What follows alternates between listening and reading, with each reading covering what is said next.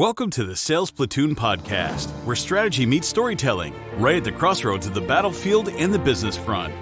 We'll bring you tactics, triumphs, and truths from the trenches of sales. Here's your host, John Rankin. Welcome to the Sales Platoon podcast, where strategy meets storytelling, and we're right at the crossroads of the battlefield and the business front. I'm your host, John Rankin, bringing you all the tactics and triumphs and truths from the trenches of sales and business. In today's episode, guys, we have something really special for you. We're going to be decoding the secrets of service to sales with our guest, Edward Molina. Is it Edward or Eddie? Legally, it's actually Eddie. Okay, Eddie Molina, who is actually a published author and has been in sales forever. I'm so excited to meet you, man. Everybody was recommending you to the show, which I'd never really heard of you before. So when I put that out in the tribe, everybody started tagging you. I was like, how have I not heard of this guy? So tell me a little bit about yourself and your service, and then we'll dig into your sales experience. Yeah, just to pick up where we left off on the pre-call, which was, I was in the reserve for 10 years. I deployed to Iraq in 2008-9.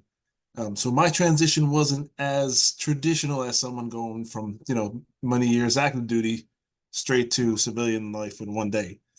So we were kind of accustomed to that training environment, back to civilian world and back and forth. Yeah. So, for me, it was a little bit different. I will say when we were deployed, transitioning back into normal life was the challenge. Sure. Because, you just get used to everything, and I remember saying to myself, man, I have to pay for chow and I have to pay for the gym. I got to pay for all these things. This is bullshit, Right. So what did you do in the reserves? I started off as a combo guy. Excuse me. I started off as a combo guy, and then I went artillery officer, and then I finished there. All right. So you did 10 years there. What year did you start? And then you had your 2 deployments. What year did you finish? I got in 99, did a few years there. I wasn't a very good guard soldier, and this was pre-9/11 days, so I missed a lot of drills. I was young. I was in my teens. I didn't have that responsibility ingrained in me yet. And then after I got out, they let me go. And then I decided, a couple of years later, around 2003, to go back in and do it right the second time. I matured. And I think that's really an important topic when it comes to business and sales, is that maturity factor. And then from there, I did a total of 10 years. I got out in 2012. 2012. So, 2 deployments. That's just one. Just one. Oh, just one. Oh, from 2000. It was just one deployment. 2009. Correct. Okay. And that was Iraq or Right. Afghanistan? Correct. Yep. Iraq. Iraq. Yeah. All right. And what were you doing in Yep. the civilian part of your life during your time in the Guard or the reserves? At the time, a majority of it, I was working in government, in a law enforcement agency, and they were very friendly with us going to training, and accommodating our schedules. So for us, it was a little bit easier. One of the things I've ran into in the Guard is that there were a lot of soldiers with employer issues. Even though the companies that they're working for are supposed to give them off, they don't make it easier, or they kind of resent that they have to do that flexibility thing. I did not have that problem, but I saw a lot of guys did. And I think for them, that was a difficult transition every month and every training cycle. Okay. So you're in the Guard or reserves because you started in the reserves and then moved to the Guard, or you were Guard first and then reserves? Always in the Guard. Always in a Guard. Okay. Yep. So when you were in the Guard, you're working in government work, law enforcement area. At what point did you either start your own business or start in sales? Well, I was in sales while I was in the military the first time around, and that was part of the reason why I didn't do well with my National Guard as in my late teens, early 20s, because I was missing a lot of drills because of work. I was in sales at the time, and I did in total about 6 or 7 years in sales total. But I was always fascinated by the psychology of sales and how much work goes into it, which is why it's been an area of interest. Because even then I was reading books and immersing myself in the sales process, and I enjoyed it. The only challenge that people have in sales is that their employers are usually pretty aggressive with quotas, and that adds to the stress, and the stress kind of makes it even harder for them. And when it's harder, then their confidence is a little shot, and that impacts their sales skills. So it's kind of like a self-fulfilling prophecy, if you will. All right. So at what point did you stop doing the government work and transition into business? Oh, yes, that was the other part of your question. Just a few years ago. I Oh, okay. left. Yeah, I left that, and I started a small business doing home inspections, which is sales. You're Yeah, yeah. kind of people. You're trying to get this clients to jump on board. And as I was doing that, I was writing, excuse me, I was writing the leadership book. And then when I finished with that, I'm like, you know what? I know enough about sales. It was the same process with the leadership book. It's like, let me just throw what I know on paper, just kind of as a bucket list. So really, it was only really right after COVID. That's when I jumped back into, I left the government service and I jumped into small business. Okay. So tell me a little bit about your leadership book. How did that come about? Like, and I know because guard that is different because you're really living two lives, right? Your weekend life and your deployment life is different. But how do you go from working in the government, being a guardsman, to writing a book on leadership? And tell me about what it's about. Yeah, great question. When I deployed, I deployed as a second lieutenant, fresh butter bar out of OCS and training. So I made all the mistakes that new officers make, the micromanagement, the uh, following up, bothering people, all the mistakes Right. I was making. So I learned a ton while we were deployed. Luckily, it didn't cost any big problems with my. Hey, Eddie, Hold on one second. Yo. I think the lights are on in the truck. Okay, take care of it. Sorry about that. That's all right. So yeah, I learned a lot about leadership there. And then when I went back and got out of the guard, or at least got home from the deployment and I went back to government service, I saw a lot of the supervisors in that agency who they went from lower line level staff to supervisor. I saw them make that same transition and making those same exact mistakes. And me, with my experience at the time, I'm like, how do you not know? Like, you're making all these micromanagement mistakes, you're not trusting people. And then I saw that pattern. I'm like, wait a minute, that's pretty universal. So that's where I came up with the idea, let me write the leadership book, because everything I learned in the military translate into pretty much anything, any type of leadership role in the civilian world. Yeah, for sure. So talk about some of the key principles in the book. I haven't read the book, right? So, and I'm always fascinated when I hear people's story of transitioning from military to civilian work. And I obviously, as a military guy too, believe that our leadership style, our true leadership style from the military is much better than anything I've seen in the civilian world. Yeah. So talk to me about some of the principles and how you structured the book, and then what are you doing with the book? Strangely enough, the book was just another bucket list thing. I had no intentions of really marketing it, because writing a book is easy. It's marketing it and staying on top of it and pushing it out as, just like every other business, marketing is everything. So I never did any of that. So I published it out there, put it out there, and kind of let it roam free. So, but the way it's structured, it was kind of a mix between actual stories that I've been through, combined with like the actual lessons from that story. So I didn't want to just write like a recipe. That's kind of boring. And it had to be more than just stories too. There had to be like a lesson behind it. Sure. So I structured it that, and a lot of it was ideal for beginners, like somebody who's new in a leadership, excuse me, position. Like it benefits them, because that was my experience going from enlisted to officer, and overnight you're in charge of people. So Right. it was structured that way.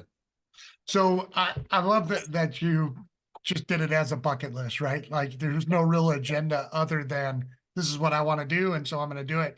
So if you don't mind, Sure. how many have you sold without really the marketing plan?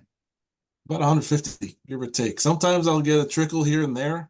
Majority of them were people I know and people they know. A couple departments actually bought a few in bulk, like 4 or 5 at a time. I don't keep track of that. It's just I know what the sales were. Yeah. But it's hard to make a living with writing unless you're at that peak pinnacle, and that's all you do every day, all day. Right. Yeah. So for the book, are you, because I know that you're doing like corporate trainings and stuff like that. Is the book like a giveaway offer? How did you structure the actual book itself as far as that part goes? Well, I for anybody that was interested that I'm close to, I would give it to them for free. Like people that I know, business owners, like, hey, you can benefit from this. It doesn't cost me much, Right. maybe a few dollars. But that's really it. I didn't get, one of my goals is to do consulting part-time for leadership and sales. I haven't got there yet, but that's one of the things I want to continue doing, or at least get into this coming year, to kind of, I feel that's more light, easy work in terms of you're just using your knowledge. But yeah, I plan on using those books as pillars or foundations of reference. Like, hey, I'm not just saying I know what I'm doing, but here's some examples. And if I have a client, I'll be like, here's a copy of each book, and read for yourself if I have what you're looking for. And once I dig into it, if you need what my service offers, because it has to work both ways. Yeah. So on the sales piece, so you've written a sales book now as well. Yeah. Tell me about that one. That one I had a lot more fun writing. That one I spit out in probably about a month and a half of like really concentrated every day, a few hours tops, because after 2 or 3 hours, you just get burnt. And I just had fun with it. I just broke it down into 9 pillars where they apply to every sales industry. It's just one pillar may apply to one industry and less to another, but all 9 of those pillars apply to every sales gig. And it's kind of like the leadership book where I could write an entire book on body language and how that rolls into the sales process. Sure. But it was really, body language was just one of those 9 pillars. And then I went on to communication, went on to organization, and so on. Okay. So it's broken down into those 9 individual pillars with some basic examples and a basic understanding of each one. So what did you call your sales book? The 9 pillars of sales. I forgot to put it update on my background behind me. Not on your background. Your leadership one is. Yeah. Okay. And now, are these hardbacks or just ebooks? Or physical books or just ebooks? Ebooks and paperback. Ebooks and paperback. Okay. Yeah, I had the option of doing a hardcover, but I was more interested in just passing the information along than was trying to sell a nice quality physical book. I personally like paperback because they're more nimble, they're easier to maneuver. You can jam it in your pocket. You know what I mean? For me, it's not a collectible piece. It's more of a resource. Yep. So I intend for people to use it, especially with the sales book, because the sales book has a lot of empty spaces where, I ask, hey, what are your thoughts? Or write down 3 XYZ, whatever it is, and I give you space. So for those books, it's kind of like a workbook in a sense. Yeah. So you were doing home inspection, right? Which is a sales position. You got, home inspection is not just a sales position in that you have to find clients, but home inspection is really dependent upon you reaching out to mortgage brokers and real estate agents and developing really good referral partnerships. Talk to me about that journey through the sales process, and how did you come to home inspection? Because that's not a sales career a lot of people know about. I did a lot of research when I was transitioning from the government service into civilian. And I went through different franchises. I was looking at a couple of them, and then I was looking at other business models. I was even considering buying a business. I like the home inspection because it's something that you can expand from. You can build. You can start small. You get 1 client or 1 realtor, for example. Then you work on 2, and unless you make a huge mistake, once you have 1 in your pocket, then you add them, and then you just keep building on to it. And now there's 2 of us. We do them together, and we combine our companies, and so we work in tandem with each other, and that makes the process a lot easier and more lucrative as well. Now, what state do you do this in? New Jersey. New Jersey. So it's cold. Yeah. Ooh. It is. Now is a dead time. Like most states, it's not much going on up until March and start to pick up. Right. Yeah, Yeah. but yeah, not too many people are buying houses at this time of year, which is fine with me. I supplement my free time with writing projects that are unlimited. Right. Yeah. So that's kind of the other thing about a commission only position, like, doing the inspections is that it's very cyclical and it's not a year long. So you really during the peak months, probably for you in New Jersey, you're looking at what you're doing from March until October. Correct. Yep. Yeah. So you've got to make enough for the entire year in a shorter window than what most people do. Yeah, and there are jobs that I turn down. Like I give them to partners, whether it's too old of a house that I know is going to be a pain in the butt with paperwork, or it's too far, or I could tell the buyers are kind of a pain in the ass. I'll pass those off.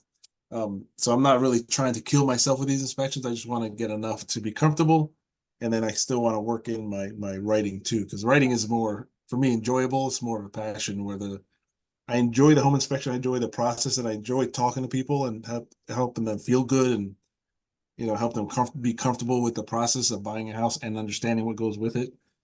So I do enjoy that part, but I don't want to kill myself with these, crawling through crawl spaces multiple times a day, or through attic spaces. So I try to find that balance, and right now I have that. Yeah.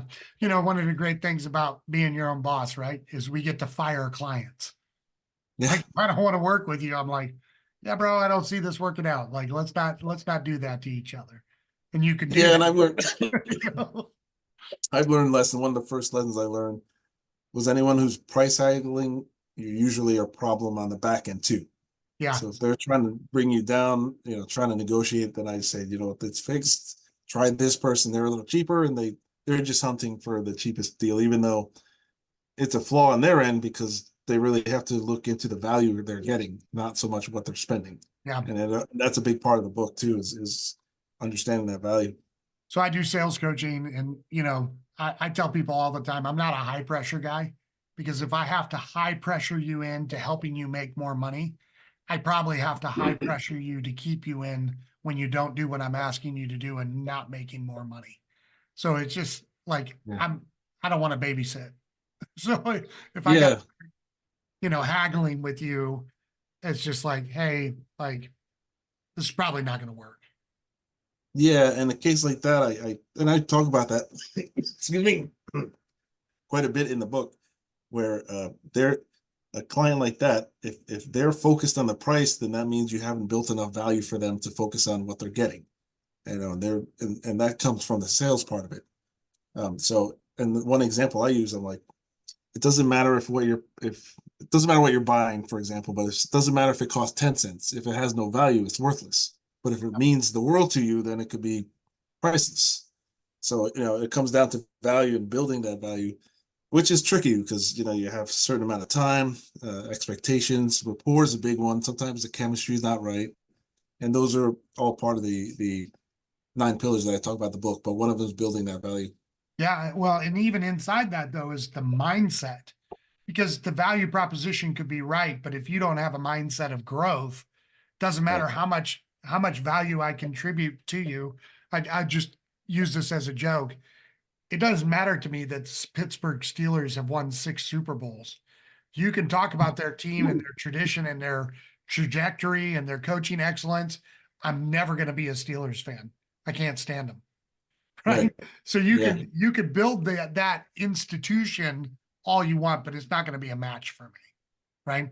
And sometimes we spend so much time building value in a sales process with somebody that's just clearly in their mindset not going to be a match. Yeah. Yeah. And I think one of the other ones, I think all 9 pillars are important and equally important, but I think they go up and down depending on the industry that you're in. But one of the ones I really harp on is rapport, because no matter what you're doing, everything becomes easier when you have good rapport. And if you have no rapport, everything becomes harder. So that's one that's an art form, because in order to build rapport, you kind of got to get away from what you're talking about and what you're selling and connect with them on a different level, but then you got to bring it back. So it is an art form going back and forth that way. And that's something I'm pretty good at, because I could talk about sports or anything all day, and then I know how to transition back to what we need to do and kind of dabble back and forth. The But other yeah, thing, that's the one. the other thing about rapport that makes it difficult is whether you have a long cycle or a short cycle sale and what the product cost is or the service cost, right? So you take, and I always find this strange. So you take real estate or mortgage, right? Probably the single most expensive decision anybody makes, 300, 400, $500,000, right? Unless you're buying businesses. Um, but you look at what a mortgage officer or a real estate agent does. How much time do they spend building rapport? It's a It's 30-day. unlimited almost. Yeah, Yeah, they really don't do that much, right? It's a 30-day right. Yeah. cycle, maybe a 45 if maybe there's some slight issues with the house or, maybe there's a couple of outstanding credit issues, but you're in and out of that person's, life in 30, 45 days. It's a three, four, $500,000 decision, and there's next to no rapport building. Yeah, and it's a step-by-step process. And I think that, a realtor like that could suffer from a referral business. And I think that's the heart of any long-term sales success is that referral network. Because I've seen in my time, and me included, where you go from one industry to the next because they work you to like a dog. If you don't hit your quotas, you're out, and they just kind of repeat that cycle.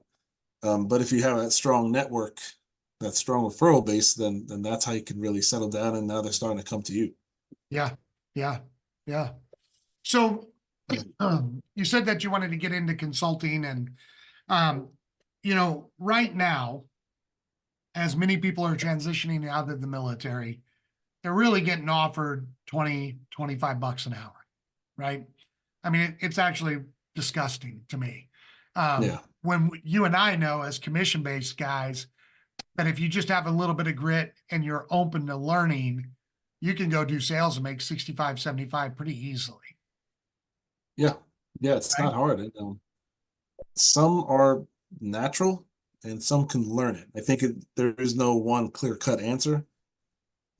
But I think the problem is not so much the sales job. The problem is I see more often is the institution that's controlling that sales job because they are putting the pressure on. They are asking you to do more work, and if you do well, the only thing they want you to do is do even better. So it's really hard.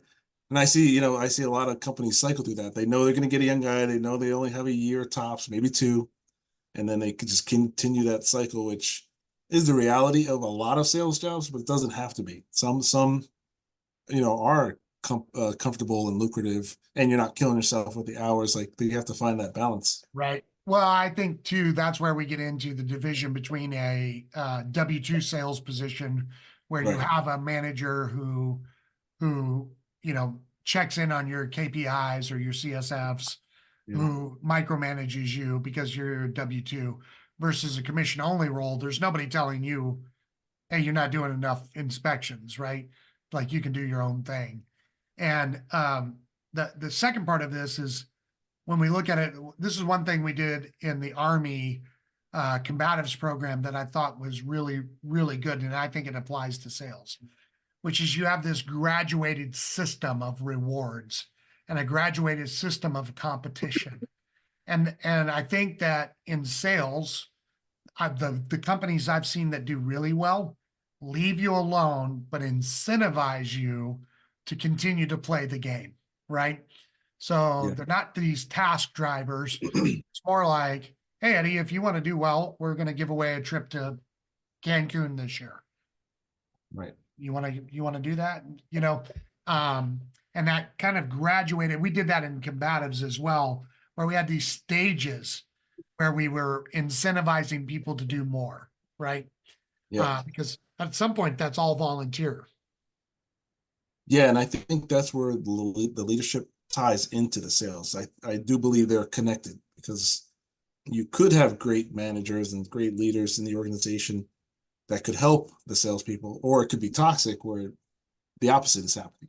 So I think the function of the success of sales also rides on the leadership that's in charge of it as well. Right. So I do believe that they are connected strongly. Well, just sales aside, just in business period, the number one reason people are leaving jobs is toxic leadership. Period. Like we live in a day now where if I got fired today or quit today, I can go on Indeed, I can go on LinkedIn, I can go on these platforms, and I could probably get a job fairly quickly, right? Especially right now with the depressed worker supply, you know. So this idea that I've got to go work for this slave driver, that worked in my dad's day. I don't see that really working out that much now. And I definitely don't see it in the remote world and with all the remote sales opportunities working in a sales force. Yeah. Yeah.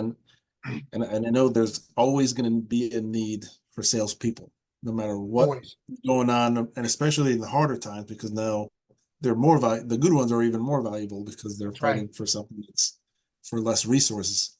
Yeah. And that's one of the things I've learned early on. My first sales job, I'm not considering pumping gas because that's a New Jersey thing, but I used to try to upsell people for fun. Like, do you Right. need an oil change or do you need a quart of oil? How about we do this? Just to kill time. So I don't consider that. But the first one was selling gym memberships. Oh, And nice. yeah, and then they gave you like this 3-day crash course. Like, here's like the how do you enter in computer, and here are the different types, and then it's good luck. Never any training after that. And then all you get are daily calls. It used to be 2 o'clock and 10 o'clock. And what are your sales? And that was it. So there was no follow-on training. There was no rehearsing. It was just strictly about numbers, which eventually led to very unethical practices because there was no oversight. There was high pressure. And that's what, and I'm sure you've heard of, you look like you're my age. I'm sure you heard of Bally Total Fitness. Yep. It was that one. And they were probably as corrupt as a gym could get, and the reputation followed it. And yeah, so that was one of the other things. I'm like, we should be doing training. We should be, taking this downtime and going through these rehearsals because, in sales, you're going to see the same scenario repeat itself. It's just a matter of which one. Yeah, and it's Did you know that Patrick Bet David worked at Bally's? Did he really? Yeah. Oh, I didn't I know was that. I'm surprised. just listening to his book, Your Next 5 Moves. And so when he got out of I don't know if you know this or not, but he was at Fort Campbell, Kentucky. He was in the Army. He's Iranian, and his parents immigrated to the United States to escape all that wazoo stuff. And so then he got out and didn't know what he was going to do. So he was into bodybuilding. So his idea is if I worked at Bally's, I probably have a bigger opportunity to meet somebody who could help me with what I want to do. And then he started becoming really good at sales, and then he got promoted, and then they were going to promote him again, and the manager lied to him, so he quit. And that was all at Bally's. And then, Wow. then he started his insurance agency, and what he was doing there was going after minorities that were Spanish speakers and et cetera, to really kind of take what he was doing to the next level. Actually, it's a great book. You would love it. Yeah, I'll have to check that out. I know he's got a lot of good stuff. I do listen to his podcast every once in a while. I do follow watch his YouTube clips. Yeah. What's in that book? Yeah, he's got a really good one. It's How to Make $1 Million in a Year. And he basically just does KPIs, right? Like, so if your sale, like what's the average in New Jersey on a home inspection? About 500. 500. So, take 1 million, divide that down by 500. That's how many sales, divide that by how many months, divide that by how many days. Here's what you got to do to make 1 million in home inspection. So when he started doing that, he started realizing the quicker way for him to get to 1 million, instead of him selling all those policies, was to build a team, have those teams selling those policies. It's a fascinating video. His book's really good. And I just got to the section where he's really talking about being an entrepreneur versus an intrapreneur and what that looks like and how you can use that. And he is breaking down the statistics of people building business within inside of a business and how many of those are becoming millionaires.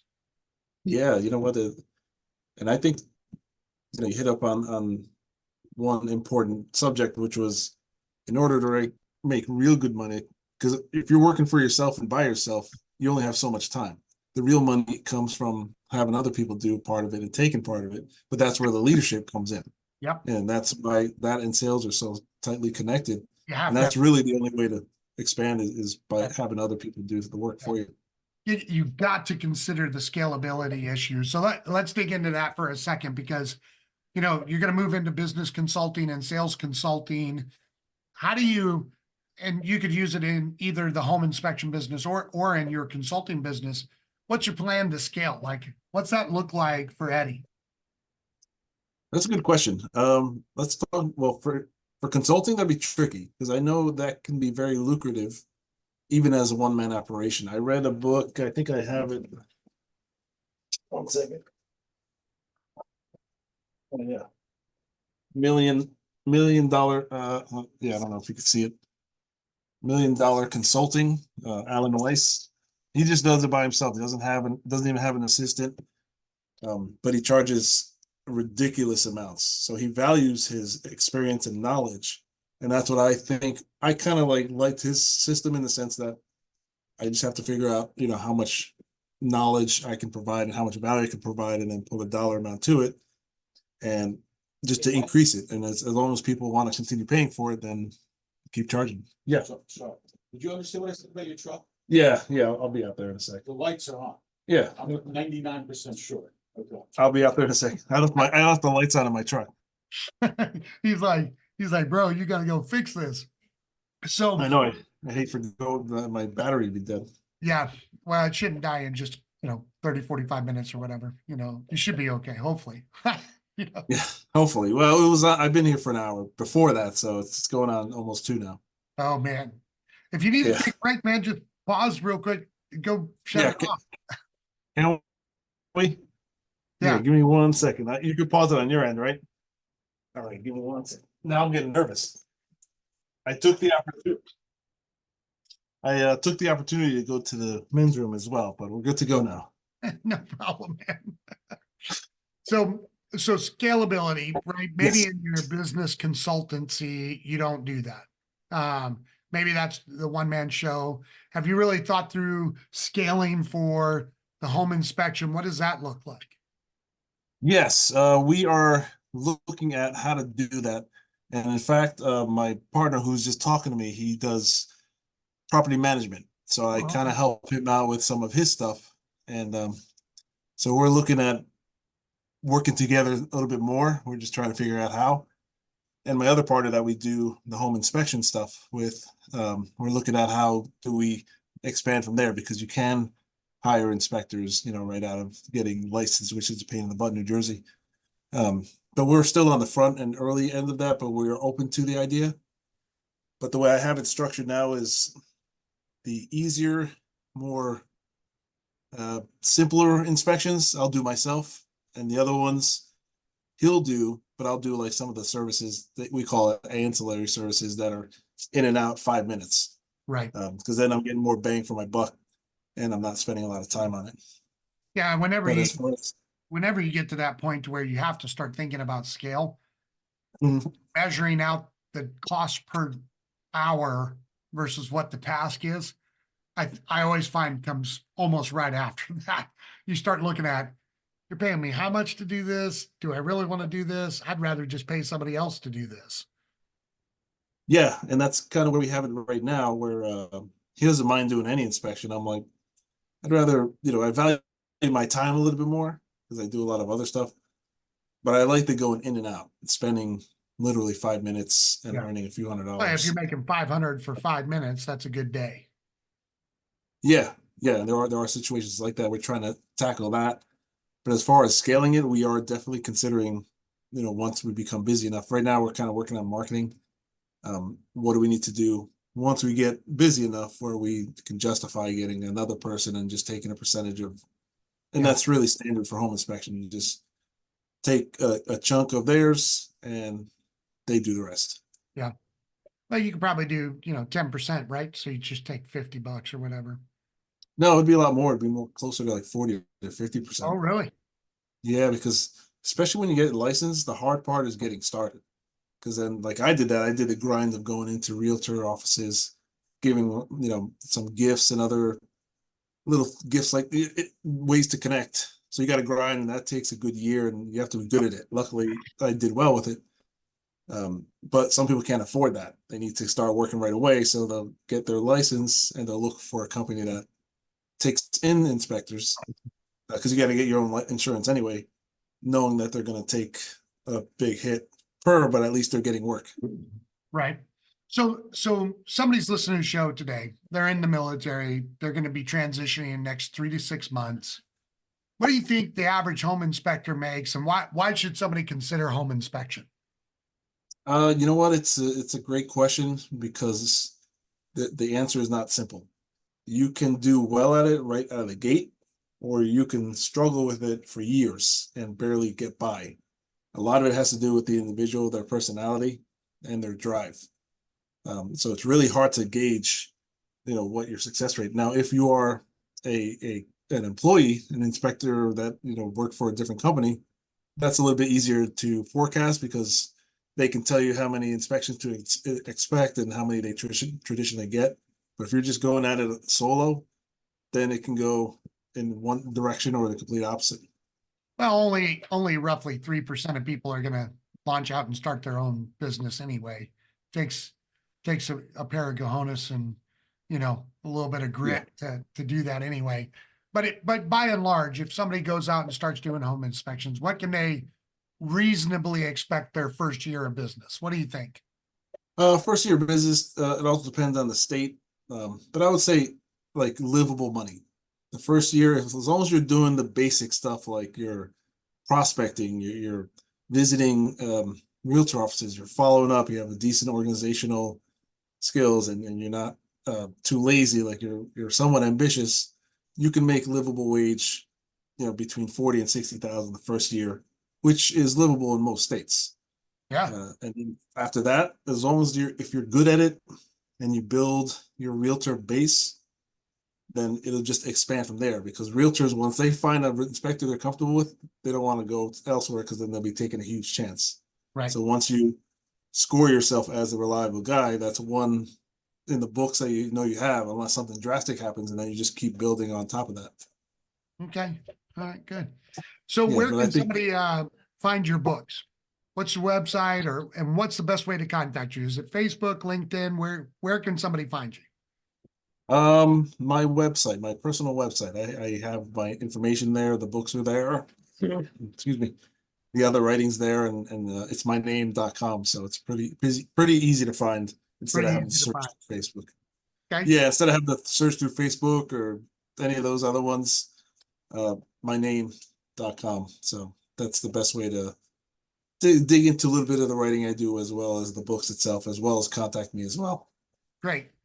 Well, we'll put that in the show notes for everybody. And if they've got questions about maybe being a home inspector, because I've had a couple of people come out of Sales Platoon, which is where we train them how to do sales. And one of our students is in Florida doing home inspection, and he's doing very well. He took the 3 months that we were in cohort and was building out his referral list before he ever started, before he lost his military paycheck. And then just on the other side of being able to promote your books, just go to eddiemolina.com and they can pick up your books or book you for a time to come in and speak. Yeah, anything like that, and get a hold of me. I'm open to all ideas, collaborating, Zoom calls like this, picking my brain, and vice versa. Sometimes I pursue other people, like, hey, I like what you're doing, I want to talk to you about it. And most times people do want to help out. I do want to mention that a friend of mine turned me on to, he runs I don't know if you're familiar with drop shipping. Yeah. He sells, he started that a couple of years ago, and he told me about it over the spring. I'm like, wait a minute, you just put designs on shirts and sell it, and someone else handles the ship. So I got into that. And that's more of a passive thing, because there's not much you can do other than, keep adding content. So I did start a website where I am selling military themed and law enforcement and first responder themes t-shirts. That's also available. I haven't linked that to my website because that's pretty brand new, but it is online at it's called Buy Hero Shop. Not yet. I got to learn TikTok. I'm telling you, I resist it. Got TikTok shops are killing it. Yeah, I'm resisting TikTok, but I know it's a critical piece to the whole puzzle. But I go off of especially military people, but I'm telling you, man, there's so much income there, and their data scraping and stuff like that. But if you're doing something like t-shirt sales, or any kind of product like that, you need to have a TikTok shop. That's just the bottom line. Yeah, So I want to challenge you a little bit. I will definitely grow into that because I know I got the store open, and then now that I got it open, I can see the potential of how it can expand, and that's just one more avenue. Would you go through with your store? Well, I bought the domain buyherostuff.com, and then I just linked it to the Shopify store. Oh, this is just using Shopify. Right, And but it comes up Shopify as now a has website. the potential to do all the fulfillment and the making of the t-shirt, and you don't have to. I didn't realize Shopify had gotten that good. Yes, they did. I don't use Shopify. I've stuck to one vendor that's been fine because they have a lot more options, but I also stuck to the traditional way because that's all the YouTube videos that were available at the time. So none of the YouTube videos explain that you can use Printify to fulfill an order. They all say you have to link it to a third party. So that's what I did. So I literally went step-by-step instructions from all these YouTube videos. And then by the time I learned it, I was like, wait a minute, Printify offers it themselves. Why am I going through all this trouble? But I'm used to it and I'm going to stick to it because the shirts that I got from that company and the delivery and everything, the tracking I was good with. So I was like, I'm comfortable with it.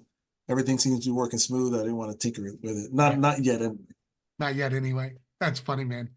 Well, good. It's been great having you on the show. Thank you so much. Again, if you guys want to connect with him for consulting or for his books, or if you have questions about home inspection, it's just eddymolina.com. And we'll talk to you soon, brother. Thanks so much for coming on. Absolutely, brother. If you need anything, hit me up and I'll do the same and we'll stay in touch. Great. Thanks. All right. Follow us on Instagram, LinkedIn, and YouTube at Sales Platoon for more updates and veteran success stories. Join us next time as we continue to decode the art of selling through the unique perspectives of those who served.